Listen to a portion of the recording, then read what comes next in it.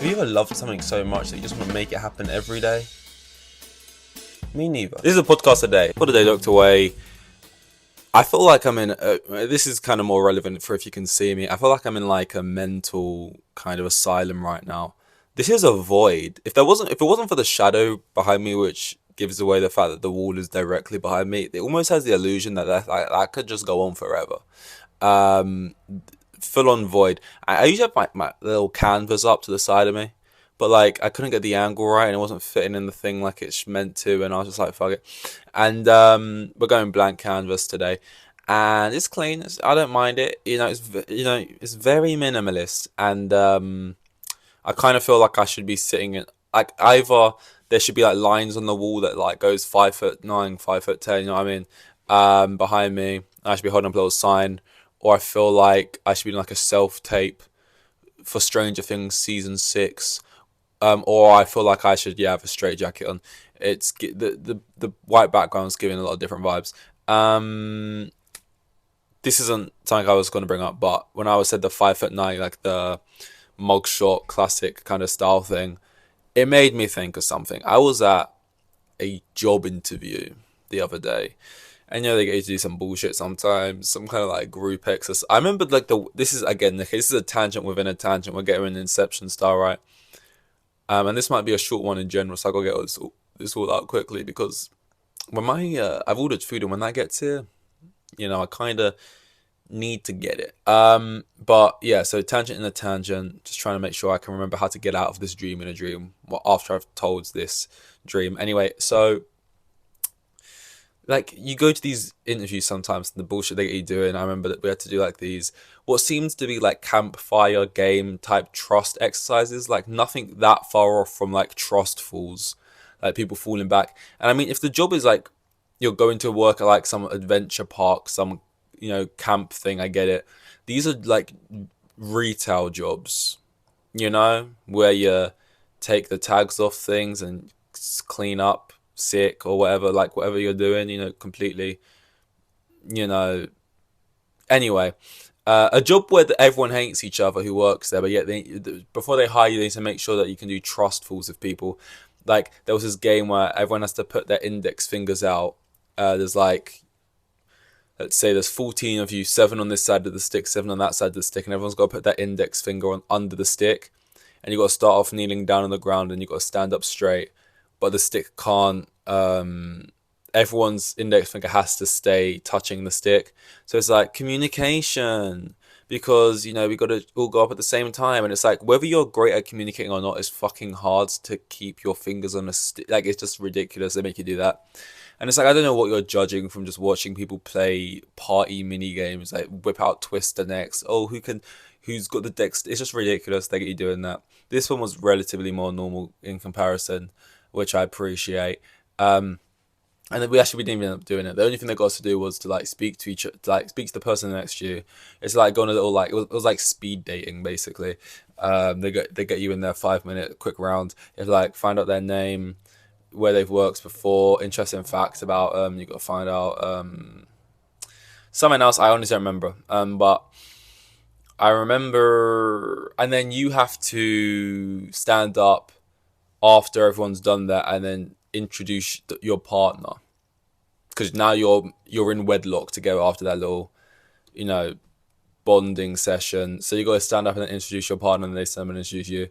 But some people walked in late, so they didn't have time to do it with a partner, so they did it for themselves. And one of the guys said, like one of the guys, that everyone's interesting fact. Some people just went really boring with it. I like football. That's my interesting fact. Interesting fact about me is I like football. Some people just played it safe there. Some other people tried to like use it as a time to flex. Interesting fact about me is I actually photographed Princess Diana right before she died. She was beautifully wonderful on the day. Some people took a chance to like tell a whole life story, to like explain some, trying to say something that gets the crowd going, ooh, and one of the guys, he stood up. No, we was all sitting down actually while saying this, but like he stood there. Well, he sat there and said, an interesting fact about me is I'm. He kind of looked as well. Maybe not. It isn't my memory. I'm adding this detail. But he kind of looked like Mark Zuckerberg, which to me makes it better. He kind of sat there and went through the stuff, got to interesting facts. So the interesting fact about me is I'm 6'2", and it's like he said that selling like I don't know what, like you're in a room full of other people applying for a job they probably don't even want, and you're like selling yourself. In case anyone's interested, I am saying you're being 6'2" as your interesting fact that you're gonna say in front of a crowd of people. Like I cringed so hard, and I just felt like everyone was thinking the same thing I was. Maybe there wasn't. Maybe they was thinking, oh, but it's the fact about me is I'm 6'2". That's not that extraordinary. Like I know the average height is 5'9", but it's not interesting that you're 6'2". Also, it's something people would immediately gauge from seeing you. It's not an interesting fact.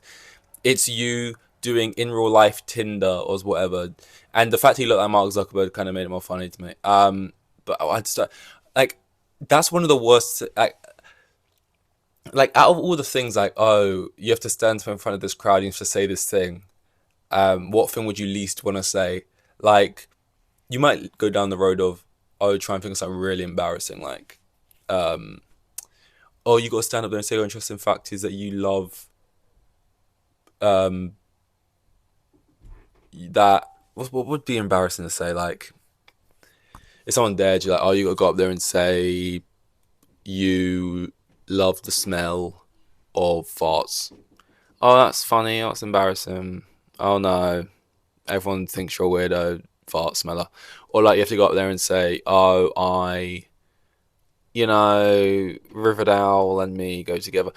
But in a way, going simpler, something just like you have to get up there and say 6'2". Oh man, it just cringed me out in a way. But anyway, wake up from this dream. Okay, new original tangent was something about job. How did I get into jobs? I was at a job the other day. I was talking about the thing on the wall. Because the thing on the wall and the heights and the stuff. Why was I talking about the thing on the wall? I was talking about the thing on the wall because of the white background. Was there a reason I was talking about the white background? And if this was a film, I die because I can't wake up out of the final dream. I can't remember how Inception works. Is that what happens? I would be dead though. I can't wake up out of the final dream. I think this is reality. Really, I actually got to wake up one more time, and I can't remember how to. Regardless, though, oh my god, it's literally right there as well, and I just can't run up that hill, Kate Bushell. Troy Deeney got sacked though, which I feel vindicated, as if like we had some kind of face-to-face argument where I said you're gonna get sacked soon anyway, and he said something along the lines of, oh yeah, we'll see about that, mate, once I've taken Forest Green to the Prem. And I was like immediately vindicated. Now I'm like, I feel like I can sit here and be like, I told you so, but there's no one to say I told you so to. Everyone agreed he was crap and was probably going to get sacked soon. Quicker maybe slightly than people would have thought. He got sacked after like 6 games, a month, being there, didn't win once, got a 9-match suspension. He got like a longer suspension than any points. Made a lot of enemies. Everyone hates him. And, when you get sacked from your first job, and your first job was Forest Green Rovers in League 2, and it was after 6 games, and you made a bad reputation of yourself, it's like, you said to that about Dabo, you was like, 6 months ago, you had a kick to go to the Premier League. Now you'd be lucky to get a game in the National League. Is ironic and funny. Actually, you know what, let me take that again, because I might TikTokify this.